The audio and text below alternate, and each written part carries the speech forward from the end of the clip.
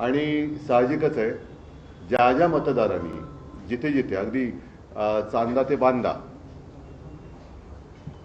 शिवसेना आणि शिवशक्ती म्हणजे शिवसेना, महाराष्ट्र नवनिर्माण सेना आणि राष्ट्रवादी यांच्या युतीला मतदान केलेलं आहे, त्या सगळ्या मतदारांना आणि तिन्ही पक्षाच्या कार्यकर्त्यांना मनापासून धन्यवाद देतो आणि अभिनंदन पण करतो। या निवडणुका फार विचित्र किंवा अत्यंत घाणेरड्या पद्धतीने सत्ताधारी पक्षाकडनं लढवल्या गेल्या। जणू काही प्रत्येक निवडणूक ही निवडणूक म्हणजे अगदी त्यांच्या जीवन मरणाचा प्रश्न आहे, अशा पद्धतीने ते साम दाम दंड भेद याच्या पलीकडे जाऊन सर्व काही त्यांनी वापर केला। धाक दपटशा, पैशाची लालूच दाखवली, आमिष दाखवलं। काही जणांना आमच्या शिवसैनिकांना तडीपार करण्याच्या नोटिसा केल्या, काही जणांना अटका तिकडे झाल्या, काही ठिकाणी दंगली भडकवण्याचे प्रयत्न झाले। अगदी ठाण्याला गेलो होतो, तिथे आमच्या काही कल्याण डोंबिवली असेल, ठाणा असेल, इथल्या उमेदवारांना पैशाची आमिषं पण देण्यात आली। काही ठिकाणी जोर जबरदस्तीने त्यांना उमेदवाऱ्या मागे घ्यायला लावल्या आणि या सगळ्या गुंडागर्दीला न डरता ज्या ज्या उमेदवारांनी ही लढत दिली आणि ज्या ज्या मतदारांनी निर्भयपणाने मतदान केलं, हे सगळेजण खरोखर लोकशाहीचे रक्षक आहेत। मुंबईमध्ये आमचा महापौर होणार आणि व्हावा अशी आमची एक इच्छा होतीच, आजही आहे। तो आकडा आम्ही आज तरी काही गाठू शकलेलो नाही, पण या सर्व त्यांच्या खेळाला उत्तर देऊन जे काही निकाल लागले, जे काही यश शिवशक्तीने मिळवलेले आहे, त्या निकालाने सत्ताधारी पक्षाला तर घाम फोडला आहे नक्कीच। कारण त्यांनी एक्झिट पोलचे आकडे असतील किंवा आणखीन काही गोष्टी असतील, या सर्व म्हणजे एकही प्रयत्न त्यांनी असा सोडला नाही की जिथे शिवसेना नामोहरम होईल। एका गणिताचं काय उत्तर मला मिळालेलं नाही। अगदी विधानसभेला सुद्धा किंवा लोकसभेला असेल, माझ्या नक्की लक्षात नाही, मोदीजींची सभा झाली होती शिवतीर्थावर, खुर्च्या रिकाम्या होत्या। विधानसभेला असेल, याही वेळेला आमची सभा झाली, मी आणि राज पहिल्या प्रथम शिवाजी पार्कला एकत्रित आलो। एकत्रित तर यापूर्वी सुद्धा होतो, शिवसेना प्रमुख होते तेव्हा, पण एका व्यासपीठावरनं आम्ही भाषणं केली, आदित्यने पण केलं। आपण सगळेजण साक्ष आहात, शिवाजी पार्क कसं फुलून गेलं होतं। त्याच्या दुसऱ्या दिवशी सगळी जी काय खुर्च्यांची गर्दी होती, ती गर्दी, त्या गर्दीचा प्रतिसाद म्हणजे आमच्याकडे गर्दी जमते पण मतदान होत नाही, पण त्यांच्याकडे खुर्च्या मतदान करू शकतात हे पहिल्या प्रथम आम्हाला कळलं। रिकाम्या खुर्च्या मतदान कशा करू शकतात, हा एक न सुटलेलं उलगडलेलं कोड आहे। एकूणच काय तर त्यांनी शिवसेना संपवण्याचा आटोकाट प्रयत्न केला आणि त्यांनी जे काही पैशाचं वाटप केला गेल्या 4 दिवसामध्ये निवडणुकीच्या आधी, तो 4 दिवसापुरता वाटप नव्हता, गेले 4 वर्ष हे पैसा पेरत होते। आमचे जे काही निवडून आलेले नगरसेवक होते, मी मुंबईपुरतं जर बोलायचं झालं तर जवळपास अर्ध्याधिक नगरसेवक त्यांनी त्यांच्या गळाला लावले होते, ते आता गाळाला गेले। 4 वर्ष त्यांनी त्यांच्या आमदारांना, नगरसेवकांना, नगरसेवक नसताना सुद्धा काही पदाधिकाऱ्यांना सुद्धा विकास निधीच्या नावाखाली आम्हा पैसा वाटला। अगदी निवडणुकीच्या तोंडावर सुद्धा प्रेशर कुकर असेल, मिक्सर असेल, साड्या असेल, म्हणजे प्रचंड तिकडे हा परवा कालचा का परवाचा लोकसत्तेचा अग्रलेख चांगला आहे। हा पैसा येतो कुठून, या पैशाचा सोर्स, त्या सोर्सच्या मागे ईडी, इन्कम टॅक्स, सीबीआय लागत कसे नाही, आणि एवढं करूनही जो आम्हा पैसा वाटला जातो, मग साधारणतः 2015 साली काळा पैसा नाहीसा व्हावा, गैरव्यवहार थांबावा म्हणून आपल्या मोदीजींनी जी नोटबंदी केली होती, ती नोटबंदी अयशस्वी झाली का, याचं उत्तर सुद्धा हे कोणतरी शोधलं पाहिजे। भारतीय जनता पक्षाने कागदावरती शिवसेना संपवली असेल, पण जमिनीवरची शिवसेना ते संपवू शकत नाही, हे कालच्या मुंबईच्या महापालिकेच्या निवडणुकीने आणि इतरही जिथे जिथे शिवसेनेला मतदान केले त्या मतदारांनी दाखवून दिलेले आहे. थोडक्यामध्ये शिवसेना कागदावर संपवली असेल पण जमिनीवरची संपू शकत नाही. आणि भारतीय जनता पक्ष हा पक्ष कागदावरती आहे पण जमिनीवरती नाहीये. कारण तो जर का जमिनीवरती असता तर त्यांना पक्ष फोडावे लागले नसते, त्यांना पुसली जाणारी शाही वापरावी लागली नसती, यंत्रणेचा दुरुपयोग करावा लागला नसता, नियम बदलावे लागले नसते. आणि आज देखील जे साधे साधे शिवसैनिक अगदी महिला पुरुष निवडून आलेले आहेत ते साधे आहेत. प्रचंड पैशाच्या धबधब्यासमोर निष्ठा कशी ताठमानेने लढू शकते आणि जिंकू शकते हे या शिवसैनिकांनी दाखवलेलं आहे. मी सर्व मुंबईकरांना खास धन्यवाद देतो. मला मुंबईकरांकडनं आणखीन अपेक्षा नक्कीच होती, कारण ज्या काही 25 वर्षात जी काही आम्ही सेवा केली, ज्या काही सुधारणा केल्या त्या सुधारणा आम्ही सर्वांसमोर ठेवलेल्या होत्याच. कोविड काळात जे काही काम केलं, मुंबई मॉडेल हे जगभरामध्ये त्याची एक प्रशंसा झाली. हे सगळं पाहिल्यानंतर मला असं वाटलं होतं, म्हणजे आम्हाला सगळ्यांनाच असं वाटलं होतं की मुंबईकर अधिक आशीर्वाद आम्हाला देतील, भरघोस आशीर्वाद देतील. ठीक आहे, आशीर्वाद जरी त्यांनी मोठ्या प्रमाणावरती दिले नसले तरी दिलेत ते भरपूर दिलेले आहेत. विशेष म्हणजे जे शिवसेनेचे गड आहेत, मराठी पट्टा, या मराठी माणसांनी शिवसेनेवर असलेला त्यांचा आशीर्वादाचा हात हा तसाच ठेवलेला आहे.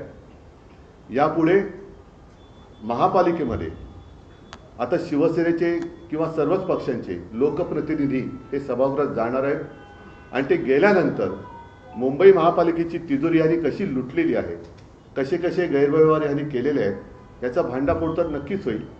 पण एक कर्तव्यदक्ष मुंबईकरांचे लोकप्रतिनिधी म्हणून शिवसेना, महाराष्ट्र नवनिर्माण सेना आणि राष्ट्रवादी यांचे लोकप्रतिनिधी हे काम करतील. आम्ही जो काही वचननामा जनतेसमोर ठेवला आहे त्याचा सुद्धा आम्ही नक्की पाठपुरावा करू. आणि मुंबईकरांची जमीन ही मुंबईकरांसाठीच वापरली जाईल हे सदैव दडपण आम्ही ह्या मुंबई लुटणाऱ्यांवरती ठेवू. याच्या पुढे आपल्याला काही प्रश्न असतील तर विचारा, मी उत्तर द्यायचा प्रयत्न करेन. माईक फिरवायचं म्हणजे नाही, माईक फिरव का म्हणजे तुम्हाला तुमचा आवाज पण ह्याच्यात येईल. हा माईक चालू करा. हा चालू नाही, हा चालू नाही. हे इथे पठाणे करे नाही, चालू नाही, बंद.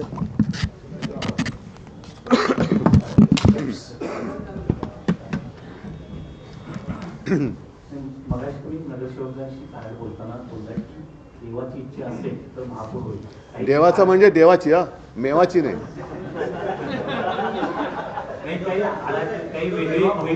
नाही नाही असं नाही. शेवटी आम्ही हरलोय असं काय माझी मानसिकता नाहीच आहे. आम्ही हरलेलो नाहीच आहोत. कारण ज्या पद्धतीने ही निवडणूक ते लढले त्याला तोडीस तोड उत्तर आम्ही दिलेले. थोडाफार फरक आहे, याचा अर्थ लगेच काही. आणि आता त्यांना टेन्शन आहे, कारण शेवटी एकदा फुटलेली फोडून आणलेली माणसं ही टिकवण्याचं टेन्शन हे फोडणाऱ्याला जास्त असतं. मला नाही आहे टेन्शन. बाळासाहेब ठाकरेंचं जन्मशताब्दी वर्ष आहे, त्यामुळे आम्हाला 2.5 वर्ष महापौरपद देण्यात यावं तुम्हाला शिंदेच्या शिवसेनेचे नेते करतायत. त्यांचा संबंध काय पण बाळासाहेबांशी त्यांचा संबंधच नाहीये. उद्धवजी त्यांचे जे नगरसेवक आलेले शिंदेनी ते नगरसेवक निवडून आलेले ते आता ताज हॉटेलला इथे काही दिवस ठेवणार आहेत. काय त्यांना भाजपची भीती वाटते. कारण ते जाऊ दे, आता जास्त काही न बोललेलं बरं. कारण ते एकदा फुटलेले लोक कधी फुटू शकतात, सगळ्यांच्या संपर्कात असू शकतात.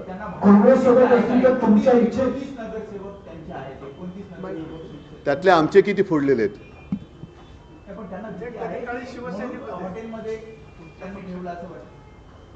आता ज्यांनी ठेवले त्यांना विचारा. काँग्रेस सोबत एक मिनिट. तुमच्या इच्छेनुसार महापौर मुंबईत बसला असता. उद्धवजी, काँग्रेस सोबत असती तर तुमच्या इच्छेनुसार आज मुंबईत महापौर असता का? हा जरा बंद करू. हा काय म्हणता? काँग्रेस सोबत असती तुमच्या तर आज तुमच्या इच्छेनुसार मुंबईत महापौर या अशा प्रश्नाला काय म्हणतात माहितीये ना, आत्याबाईला मिशा असत्या तर. नाही उद्धवजी हा, अशी म्हण आहे मराठीत. माईक घेऊन बोला सगळ्यांनी, तिकडे घेतो माईक. उद्धवजी आतापर्यंत महापालिका इतिहासात शिवसेना भाजप युती असताना भाजप महापौर पदापर्यंत पहिल्यांदा पोहोचते. याआधी उपमहापौर पद त्यांनी भूषवलेलं आहे. तर पहिल्यांदा मुंबईचं महापौर पद भाजपला येत आहे हे आता जवळपास स्पष्ट आहे. तर त्यावर तुमची प्रतिक्रिया काय की पहिल्यांदा मुंबईचा भाजपचा महापौर होतो आहे? बघा, एक सांगतो, आमचा महापौर होईल असा आत्ता आकडा दिसत जरी नसला तरी मी कुठेही किंवा शिवसैनिक कुठेही खचलेलं नाही आहे. त्यांच्या लेखी जरी आमचा तो पराजय असला तरी आमच्या पराजयाला सुद्धा तेज आहे आणि त्यांचा विजय हा डागाळलेला आहे. आणि ज्यांच्या सहकार्याने ते जर महापौर बनवत असतील तर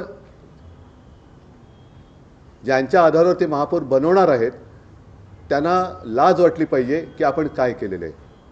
त्याच्यामुळे मला काही हा प्रश्न पडलेला नाही आहे तो बसावा न बसावा, पण ज्यांची मदत घेऊन आणि म्हणे बाळासाहेबांचा विचार हा शिवसेनेचा महापौर बसवणे हा आहे आणि ती शिवसेना असली ही मी बघतोय.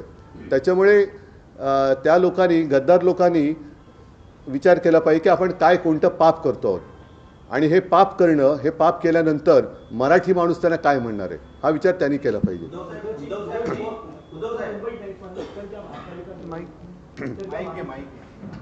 या माईक आवाज येतोय का रे?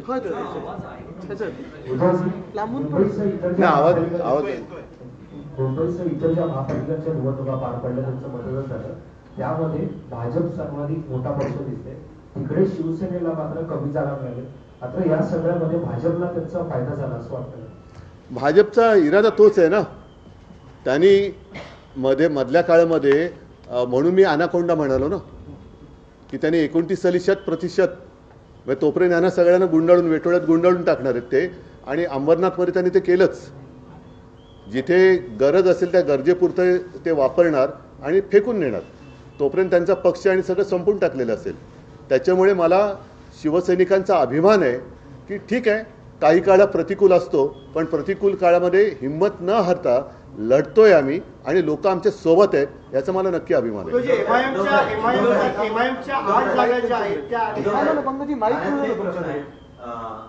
उपमुख्यमंत्री शिंदे ज्या प्रभागामध्ये रहिवासी ते संविधानिक पद नाहीये. नाही, पण म्हणून कोण असं ते पहिलं नीट सांगा. ते संविधानिक पद नाहीये.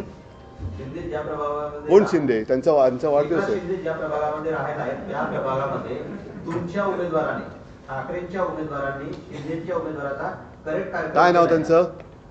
कोणाचं? त्या उमेदवाराचं नाही मला माहिती.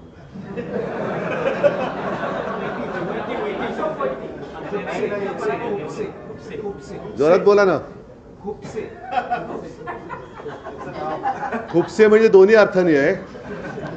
खुपसे काही समजण्यासारखं आहे आणि खुपसे म्हणजे खुपसे.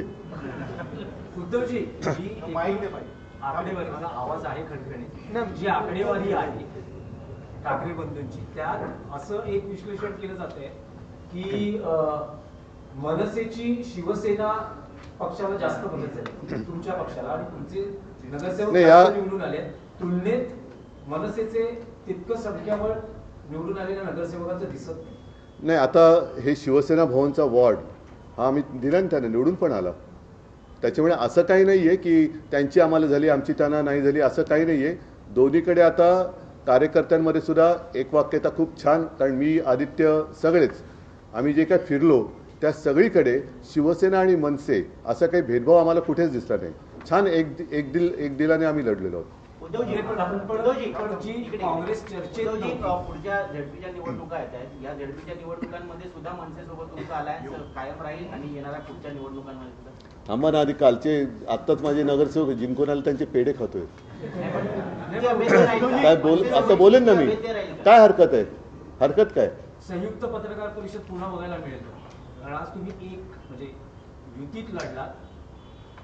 पण अरे एक गोष्ट तुमच्या लक्षात येत नाही. आमची विश्लेषण करण्यासाठी जर संयुक्त पत्रकार परिषद नाही, पण विश्लेषण तुम्ही लोक करतायत ना, तेच विश्लेषण आम्ही बघतोय. पण एकत्र आहोत. मी मागेच बोललो एकत्र आलो ते एकत्र राहण्यासाठी. होईल, सगळं होईल, सगळं होईल. पण उद्धवजी जी काँग्रेस संपूर्ण महापालिका त्याला काहीतरी जी काँग्रेस संपूर्ण महापालिका निवडणुकीत चर्चेतही नव्हती, त्याचे 28 नगरसेवक आले आहेत. चांगली गोष्ट. तर तुम्ही एकत्रित लढले असते तर आणखी चित्र वेगळं, म्हणजे महाविकास आघाडी आणि मनसे असे मिळून एकत्र लढले असते तर आणखी चित्र वेगळं असतं. या प्रश्नाचं उत्तर मी थोडं वेगळ्याने देईन की जिथे जिथे भारतीय जनता पक्षाचे नगरसेवक निवडून आलेत तिथे त्यांच्या विरोधातल्या सगळ्यांची मतं जर का एकत्र केली तर ती खूप जास्त होते. बरं, दुसरी गोष्ट काय, गेल्या वेळेला आमचे 84 निवडून आलेले, भाजपचे 82 आले होते. त्यांनी शहासेना केली, आमचे काही गद्दार फोडले, तरीसुद्धा त्यांचे 82चे 89 झाले. आमचे अर्धे अधिक फोडले होते तरीसुद्धा 54 फोडले होते तरीसुद्धा आमचे 65-66 निवडून आले. ही शिवसेनेची ताकद आहे. आणि त्यांनी ज्या क्षणी, आता बघूया, या 21 का 22 जानेवारीला सुप्रीम कोर्टात सुनावणी आहे. पुढची तारीख कधी जून जुलैची, ऑगस्टची मिळते, डिसेंबर जानेवारी फेब्रुवारी मार्च एप्रिल मेची 2028 29 30 सालची कधी मिळते ती बघू आपण. पण तो जर का निकाल संविधानाप्रमाणे लागला आणि त्यांचं नाव चिन्ह गेलं तर त्यांना मग त्यांचा उपयोग काय राहिला? उपयोग शून्य होईल. त्यांचा जन्मच किंवा ती फोडाफोडी शहासेनेची एवढ्यासाठी झाली की शिवसेनेच्या मतदारांमध्ये गोंधळ निर्माण करणं. कारण ती जर का शिवसेना एक असती तर भाजपने किती, म्हणजे आता जसं आकाश पातळ एक केलं तसं आकाश पातळ इतर ग्रह जरी एक केले असते तरी भाजप काय वाढू शकलं नसतं. आणि भाजप वाढलेलंच नाही आहे, त्यांनी सगळे बाहेरची लोक मांडीवर घेतलेत. 8 MIMचे उमेदवार जे आहेत ते निवडून नगरसेवक झालेले आहेत. शिवडीसारख्या भागामध्ये समाजवादी पक्षाचा उमेदवार निवडून आले आहेत. काय कारण आहेत MIMचे उमेदवार एवढ्या मोठ्या संख्येने निवडून गेले? 8 त्यांना इतरांपेक्षा जास्त मतं पडली. पण काय राजकीय गणित काय ठीक आहे, राजकीय गणित काय आहे की मुंबईत 8 MIMचे नगरसेवक? अरे पण मी कसं सांगू ते? भाजपने जो हिंदुत्वाचा मुद्दा घेतला होता त्यानंतर सोडला आता? त्याचा फायदा झाला असं वाटतंय का एकूणच या नाही, निवडणुकीत? भाजपने मतं तिकडे गेली असं वाटतं का? भाजपने हिंदुत्वाचा मुद्दा कधीच घेतला नाही. ते त्यांचं निवडणुकीचं ढोंग आहे. त्याच्यामुळे हे ढोंग आता हिंदूंना पण कळायला लागलेलं आहे. नाही, आवाज इथून येत नाही म्हणून. लालबाग परळ तुमचा बालेकिल्ला राहिलेला आहे, तो शाबूत आहे. दुसरीकडं प्रभाग क्रमांक 173 मध्ये जो 30 वर्षापासून तुमच्या हातात होता तो ढासळलेला. कुठला? शिल्पा पिडुस्कर भाजपच्या विजयी झाले. नाही, एरिया कोण, मला असं आकडे. हां, ठीक आहे. मग तसं काही ठिकाणी त्यांच्या पण जोगेश्वरीमध्ये आमची निवडून आलेली आहे, जो त्यांचा बालेकिल्ला होता. सचिन पाटील निवडून आलेले आहे. असं होतात ना. बघा, लोकशाहीमध्ये या गोष्टी घडत असतात, पण त्या प्रामाणिकपणे व्हाव्या. आम्ही त्यांची मतचोरी पकडून दिली, दुबार मतदार पकडून दिले, त्याच्यानंतर सगळ्या गोष्टी आम्ही नंतर ते काय पाडू बिडू सगळं आणलं होतं. ह्या सगळ्या गोष्टी मुंबईमध्ये आम्ही जागरूकतेने होऊ न दिल्यामुळे त्यांना एवढ्या मोठ्या प्रमाणावरती चोरीमारी करताना आले. पण तरीसुद्धा अगदी झालीच नाही असं मी नाही म्हणणार. थोड्या दिवसात त्याची पण माहिती आम्हाला मिळेल. उद्धवजी, आपल्या सगळ्यांचं अभिनंदन. आपण मुंबईचा विचार करू, ज्या आक्रमण होते जमिनीवर, मध्ये ते गिरगावमध्ये पण झाले, दादरमध्ये पण होत आहे, पण असा विचार करून आपण एकत्र आलो. आता या काळामध्ये म्हणजे खूप असं विचारपूर्वक बोललात की आम्ही शिवसेनेला बाजूला काढलं. मराठी माणूस म्हटल्यावर आपल्या दादरमध्ये पण इथे आल्यानंतर आम्हाला वाटतं की आधार होते बाळासाहेबांचा. तर आता हा विचार करून आपापसात भांडण्यापेक्षा समजा जे नगरसेवक गेले ते जर परत आले तर मग शिवसेनेचा महापौर होऊ शकतो असा विचार केला जाईल. तुमच्या संपर्कात असतील तर घेऊन या.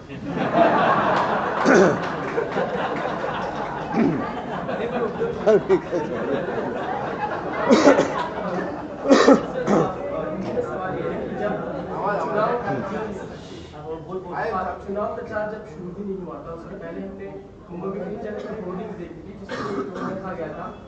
जब चुनाव प्रचार शुरू हुआ था तो उसके पहले मुंबई में गई होर्डिंग्स लगी थी.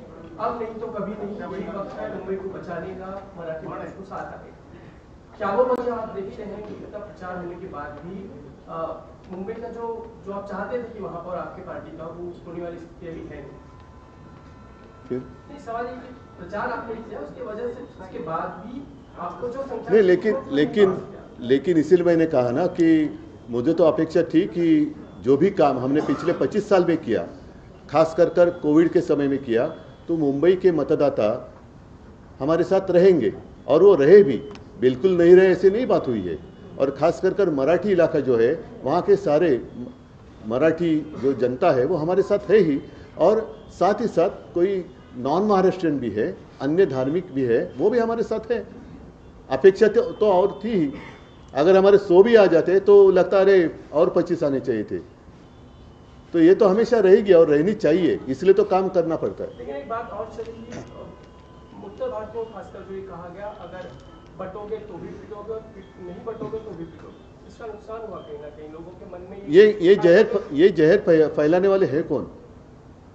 और यही तो मेरा सवाल था कि नहीं ये क्या कहा था आपने, बटेंगे तो पिटोगे, तो ये जहरीला प्रचार किया किसने? नहीं, फिर अगर मैं ऐसी बात कहूँ, हम ट्रैक बदली हो जाएगा। मॉब लिंचिंग वगैरह करने वाले जो लोग हैं, वैसे तो कभी कुछ हुआ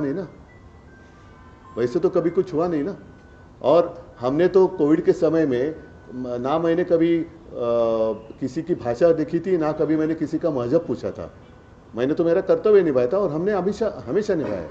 जो भी कोस्टल रोड किया है या पानी की समस्या है, हर घर में जाता है, पानी भी जाता है, हर कोई वहां से जाता है। अंकित वगैरह तो उसी वोट्स पे जो आए, हाँ, अंकित आए ना, हमारे कुछ लोग दिल्ली में है, मागाठाणे में है, अन्य गोरेगांव में आए हैं। जैसे आदित्य कह रहा है कि उत्तर भारतीयों ने भी हमें वोट तो किया ना। भाजपचा महापौर होणार आता जवळजवळ सिद्ध झालेला आहे, पण आता मुंबईची चावी आता दिल्लीकरांच्या हातात जाणार, मग हे रोखण्यासाठी आपलं काय पावलं असेल? त्याच्यासाठी तर आम्ही सांगत होतो ना ओरडून, त्याच्यासाठी तर आम्ही सांगत होतो की अफगाणिस्तान होऊ देऊ नका। आणि साहजिकच आहे की महापालिकेच्या निवडणुकीत आम्ही काही कमजोर नाही आहोत, आमची संख्या पण भरपूर आहे आणि रस्त्यावरती तर आम्ही आहोतच।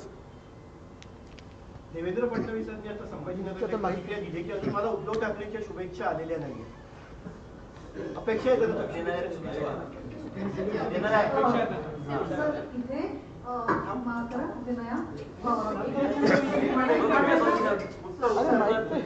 काय माईक फिरू तर देवेंद्र फडणवीसांनी म्हटल्यावर अजून उद्धव ठाकरेंच्या शुभेच्छा देणार का, फोन करून शुभेच्छा द्यायला मला मी तेवढा काही खतरूड नाहीये, पण साहजिकच आहे एवढे सगळे त्यांनी कर्मकांड केल्यानंतर आम्ही जी त्याने टक्कर दिले त्याचंही कौतुक त्यांनी केलं पाहिजे।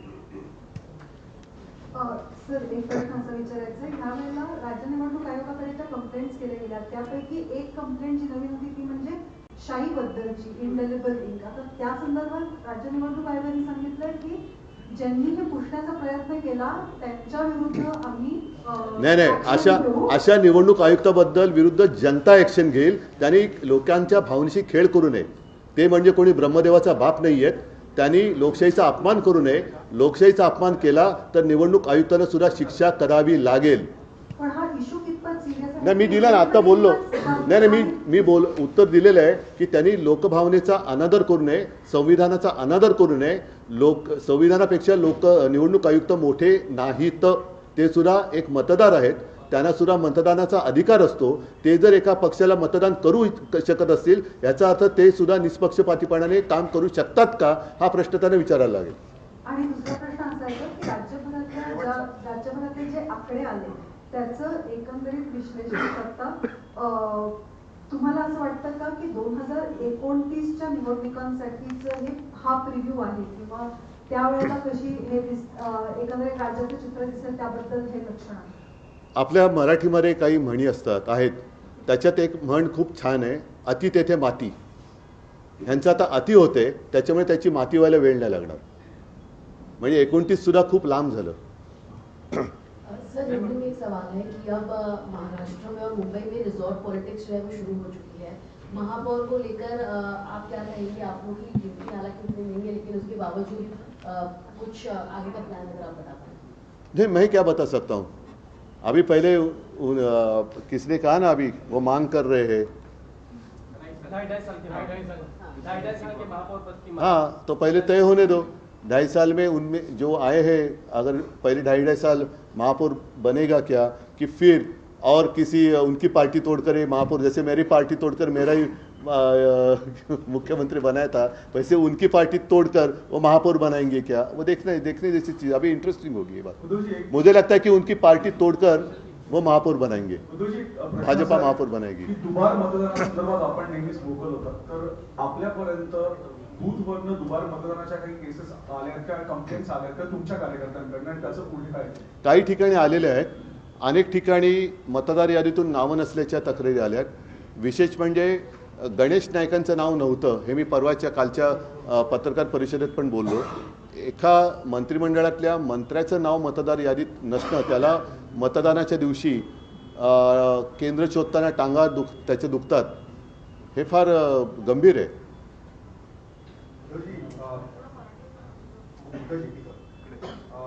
मुंबईमध्ये आता युद्ध आकडा तुम्हाला गाठला, पण बाकी महानगरपालिकेमध्ये बघितलं बाजूच्या पडल्या जिथं 2000 आता अलीकडच्या विधानसभा आणि लोकसभेमध्ये सुद्धा आपल्याला चांगली मतं मिळाली, खासदार आणि आमदारही निवडून आलेले. परभणीमध्ये मिळाले ना चांगली. बाकी नाही, म्हणून मी काय म्हटलं की जसं काही ठिकाणी जरा एक संभ्रमावस्था आहे, जरूर आहे, हे मान्य करावं लागेल. थोडा संभ्रमाची जी धूळ आहे ती खाली बसल्यानंतर लोकांना खरं आणि खोट्यातला फरक कळेल. आपण मुंबईवर जास्त लक्ष केंद्रित केलं, बाहेर जास्त फिरला नाही, त्याच्यामुळे ते झालं. तुम्ही आपण गेला हे आहे सत्य, म्हणून मी त्यांची दिलगिरी पण आता व्यक्त केली. जिथे मी जाऊ शकलो नाही तिथे दिलगिरी व्यक्त केलेली आहे. आणि दुसरी गोष्ट अशी की शेवटी ज्या पद्धतीने साधन सामुग्री, याचा अर्थ तुम्हाला कळतो, चा वाटप पलीकडनं झाला, एवढी साधन सामुग्री आम्ही आणू शकत नाही. कारण आम्ही मुळामध्ये ज्या पद्धतीने ते पैसे ओरबाडत आहेत, महापालिकेची तिजोरी रिकामी करणं, इतर काही गोष्टी करणं, त्या वृत्तीचे आम्ही नाही आहोत. सर लेकिन सवाल ये कि जो पूरा एमएमआर रीजन कभी शिवसेना का ही मैं विचार तुमच्याकडे माहिती एमएमआर रीजन पूरा शिवसेना का कभी फेल रहा है, रहेगा ना, वापस आएगा. अभी इस वक्त पर ही हम देख रहे हैं कि जो ठाणा आपका कभी गढ़ था, अभी वहाँ एकनाथ शिंदे की पूरी तरह से सत्ता है, केडीएमसी है आगे. देखो ऐसी नहीं एक बात ऐसे कि जैसे सीजन होता है, पतझड़ तो होती है, फिर से नए पत्ते आते, तो अभी फिलहाल कुछ जगह पर पतझड़ हुई होगी, नए पत्ते आएंगे. कोफले फिर फुटा आएगी शाख पर. लोगों के साथ पहुंच सकते थे, आप प्रचार में नहीं पहुंच पाए. चला वैभवशाली विचार आहे. नमस्कार, जय महाराज. अरे वाह, धन्यवाद.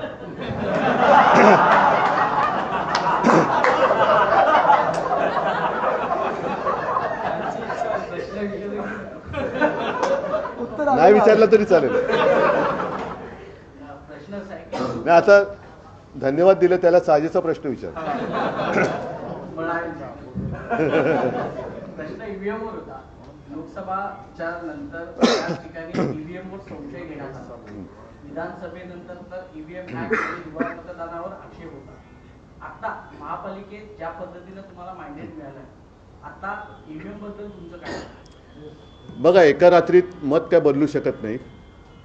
म्हणजे तसं एका रात्रीत मत बदलायचं असेल तर ईव्हीएम वरतीच तेही मतदान झालं पाहिजे. त्याच्यामुळे आत्ता ह्या सगळ्या गोष्टीचा आम्ही आढावा घ्यायला लागलेलो आहोत. काही ठिकाणी अनपेक्षित निकाल हे नक्कीच लागलेले आहेत.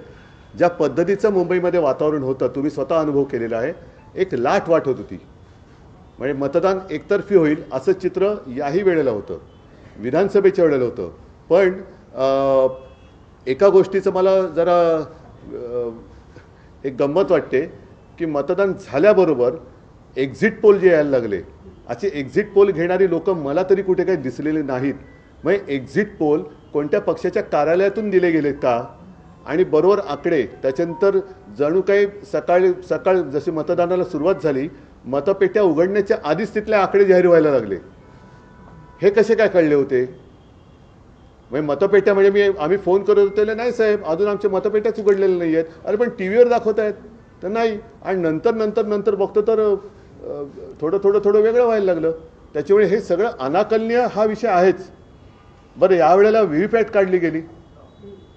म्हणजे एक गोष्टी तुम्ही जास्तीत जास्त गूढ करत चाललेला आहात. आणि हा एक मूळ जो आमचा आक्षेप आहे की बॅलेट पेपरवरती मतदान का व्हायला पाहिजे, कारण मी मतदार आहे. लोकशाहीमध्ये माझ्या मताला ही अमूल्य किंमत आहे. माझं मत हे कुठे जाते ते शेवटपर्यंत कळण्याचा माझा अधिकार तुम्ही हिसकावून घेतलेला आहात. आता त्यावेळेला मला ते असं झूमध्ये जसं एखादा प्राणी दाखवत अशी माझं त्या व्हीव्हीपॅटवरती रिसिप्ट दाखवत होता, तर ती पण नाही दाखवत. म्हणजे तुम्ही त्याच्यापेक्षा मग आणि त्याच्यानंतर ज्या पद्धतीने मुंबईमध्ये गुंडागर्दी करून अर्ज मागे घ्यायला लावत होते, मग निवडणूक पुढे आता ईव्हीएम पण नाही राहणार, डायरेक्ट डिक्लेअर होतील. हां, तर त्याच्यामुळे आम्ही आमचं काही मत अजून बदललेलं नाही. काही ठिकाणी जिकडे संशय आहे तिकडे संशय आहे आणि त्याच्याबद्दल सुद्धा जेव्हा आमच्या हाती काही लागेल तेव्हा आम्ही बोलू. ठीक आहे, सगळ्यांना धन्यवाद. हां, नाही आता नको. सर, एक काळ सर्वात मोठी गोष्ट अशी आहे की भाजप मुंबईमध्ये वाढली कशी. एक काळ असा होता की काँग्रेसचे खासदार बाळासाहेबांच्या मदतीशिवाय निवडून येत नव्हते. मुरलीधर असतील, गुरुदास कामत असतील, सुनील दत्त असतील. मग त्यानंतर आता कुठंतरी आपल्या पण काही चुका झाल्या का भाजप एवढी मोठी विस्तारली मुंबईमध्ये? नाही, त्यांना जाऊ दे, जास्त शब्दात काही मी विचित्र बोलत नाही. पण त्यांना त्यावेळेला मी भाषणात बोललोय की बाळासाहेबांनी त्यांना जर का तेव्हा 2 घास भरवले नसते तर भाजपाचा राजकारणात कुपोषणाने तेव्हाच बळी गेला असता. चला, सगळ्यांना धन्यवाद. जय हिंद, जय महाराष्ट्र. ताज्या अपडेट्स आणि ताज्या बातम्यांसाठी आजच सबस्क्राईब करा आपला Sindhudurg digital news channel. Like करा, शेअर करा, कमेंट करा आणि महत्त्वाचं म्हणजे बेल आयकॉनला क्लिक करायला विसरू नका.